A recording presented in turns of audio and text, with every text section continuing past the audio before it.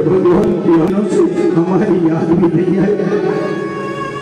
सुदामा, तुमने कितना दुख झेला है, सारी गरीबी में अपना जीवन बिता दिया, लेकिन कभी अपने मित्र को याद भी नहीं किया। सुदामा, हे सुदामा, तो एक बार द्वारिका में आ जाता, तुझे इतना दुख नहीं देखना पड़ता रे, लेकिन इतने वर्षों बाद आया।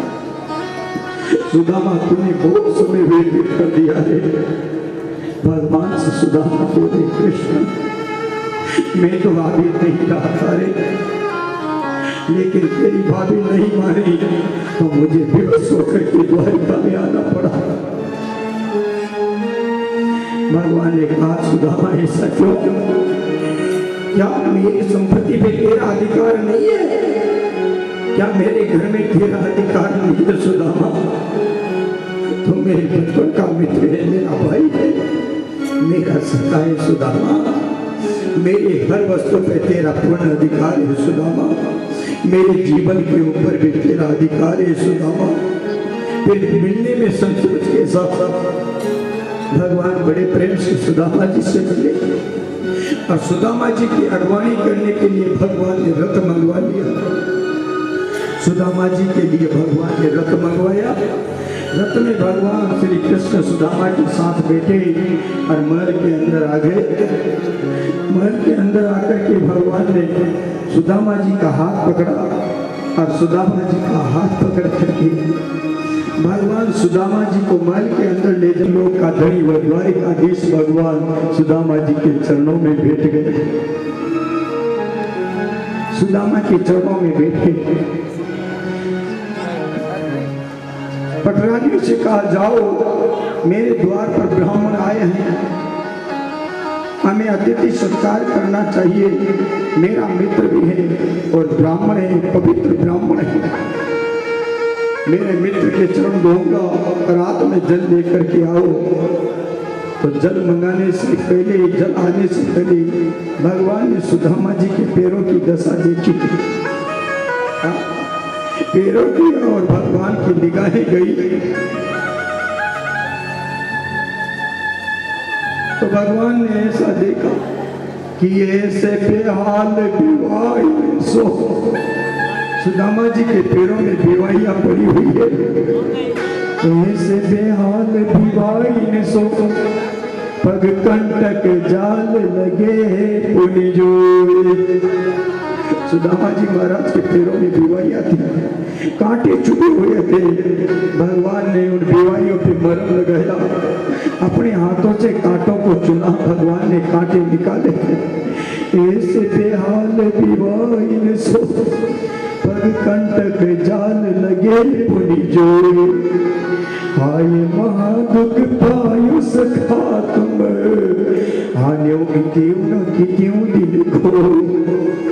मित्र, ऐसे तेरे दुख के दिन झेले फिर भी मेरे पास नहीं आया। देखिए सुदामा की दीन दशा, जब ऐसे आगे कैसी विचित्र दशा देखी तो भगवान की आंखों में आंसू आ गए। देखिए सुदामा की दीन दशा, करुणा करके करुणा निधि रोए। पानी परात को हाथ छुओ नहीं, ले नल के जल सो पग धोए। अपने मित्र को, अपने भक्त को भगवान ऐसी दुखी अवस्था में देख करके स्वयं भगवान दुखी हुए और भगवान की आंखों में से आंसुओं की धार बह निकली। भगवान ने आंसुओं से सुदामा जी महाराज के चरणों को धो दिया। कहने लगी, सुदामा, तेरे पैरों में बीवाइयां पड़ गई है, तेरे पैरों में कांटे छू गए हैं, तेरे शरीर पर चोट के निशान है। सुदामा, ऐसी विचित्र दशा तेरी कैसे हो गई? सुदामा जी महाराज की ऐसी अद्भुत दशा देखकर भगवान रोने लगे। भगवान ने सुदामा जी के पैर धोए, सुदामा जी के कांटे निकाले, भगवान ने घाव पे मरहम लगाया। सुदामा जी को बहुत शांति मिली। भगवान ने, सुदामा अब अपन दोनों स्नान करेंगे। तो सुदामा जी के स्नान के लिए भगवान ने स्वच्छ जल की व्यवस्था करी। सुदामा जी के लिए और इसके लिए जल लेकर के आओ। सुदामा जी महाराज ने सामने देखा भगवान की पटरानियां यमुना से गंगे भरकर जल लेकर के आई।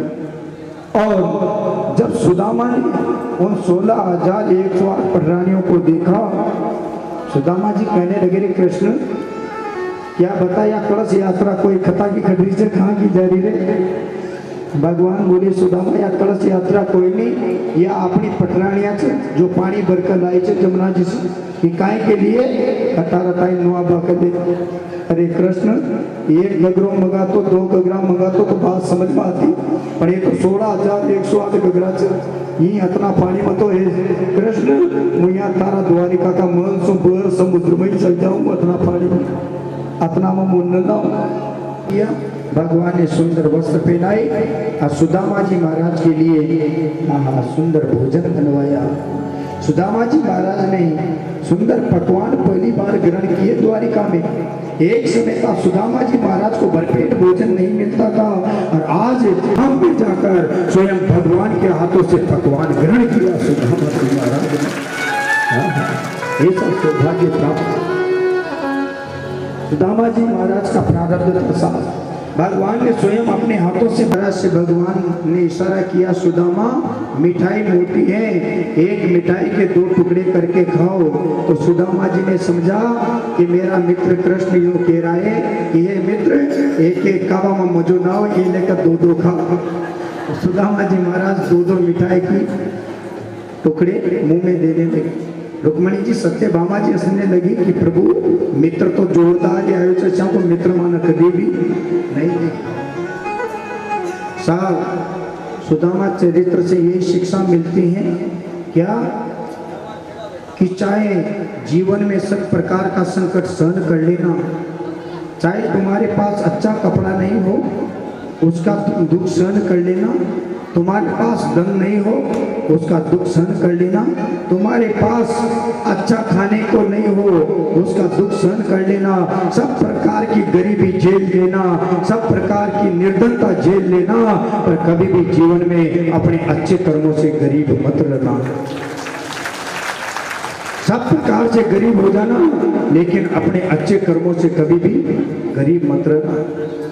तुम्हारा कपड़ा फट गया, एक जोड़ी कपड़ा है 4 साल निकाल लेना सिलाई करके, तुम्हारी जूतियां टूट जाए 12 महीने निकाल लेना सिलवा कर पहन लेना, लेकिन अपने अच्छे कर्मों से कभी भी गरीब मत रहना। भगवान द्वारिकाधीश कहते हैं मैं धनवानों को गले नहीं लगाता हूँ, मैं रूपवान व्यक्ति को गले नहीं लगाता हूँ, मैं बलशाली व्यक्ति को गले नहीं लगाता हूँ, जो कर्म से अमीर होता है ऐसे कर्मवीर को मैं गले से लगा लेता हूँ। भगवान हाँ सब गरीबी सहन कर लेना, लेकिन सब कर्म की गरीबी भोजन करवा रहे हैं, ऐसी पौनाई कर रहे हैं, ऐसा स्वागत सत्कार कर रहे हैं। भगवान बोले कि चुप रहो, तुम द्वारिका में रहते हो, ठाठ से रह रहे हो, अरे ये मेरा मित्र है ना ये ब्राह्मण, ये टाट में रहता है, तुम ठाठ में रहते हो, ये टाट में रहता है। और ध्यान देना तुम द्वारिका में धन से अमीर हो, मेरा मित्र धन से अमीर नहीं है। अब तुम कर्म से अमीर नहीं हो, मेरा मित्र सुदामा अच्छे कर्मों से अमीर है, ये सबसे बड़ा धनवान है। सब गरीबी सहन कर लेना साहब, लेकिन कभी भी कर्म से गरीब मत रहना। कोई तुमसे ये नहीं कर दे दुनिया में स्वर्ग सुदामा के नाम जियो, हाँ एक मुट्ठी चावल देते ही स्वर्ग का राज्य सुदामा के नाम कर दिया।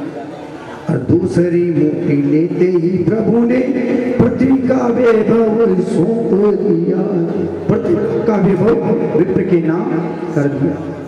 मुट्ठी की शरीर लेते ही लक्ष्मी जी ने जो रोक दिया है, अपना निवास भी दान में दे रहा कि सादानी है मेरा पिया। रुक्मणी जी ने हाथ पकड़ लिया, 2 मुट्ठी खाकर 2 लोग का राज्य दे दिया, तीसरी मुट्ठी खाकर वैकुंठ देना चाहते थे, लक्ष्मी जी ने हाथ पकड़ लिया। रुक्मणी जी ने कहा स्वामी क्या कर रहे हो? बैकुंठ भी अपने मित्र को दे रहे हो? भगवान कृष्ण की आंखों में आंसू आ गए। हे रुक्मिणी, आज मैं मेरे मित्र को सारा बैकुंठ क्या 3 लोक का राजा भी बना दूं ना, तो भी मेरे मित्र के बराबर मैं नहीं दे सकता। इसने तो मुझे इतना दिया है, मैं क्या दूंगा?